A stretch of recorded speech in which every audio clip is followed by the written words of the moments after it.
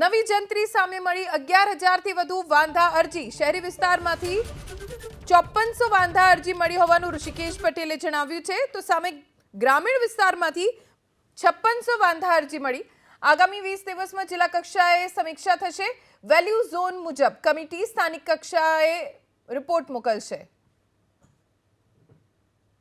11,046 આપણને જે અરજીઓ મળી છે એમાં શહેરી 5400, ગ્રામ્ય 5600, જંત્રીના દર વધારે છે એવી રજૂઆત જે મળી છે એ લગભગ 61% જેવી, એટલે કે 6753। જંત્રીના દર ઓછા છે તે વધારવાની રજૂઆત પણ મળી છે, એ 1755 જેવી છે। સર્વે નંબરો ખોટા વેલ્યુ ઝોનમાં સામેલ કર્યા છે એવી 94 છે। સર્વે નંબરનો સમાવેશ જંત્રીમાં થયેલ નથી એવી 268 છે, અને સાથે અન્ય વાંધા 2176 છે। આમ 11,046 ટોટલ આપણને આ અરજી મળી છે।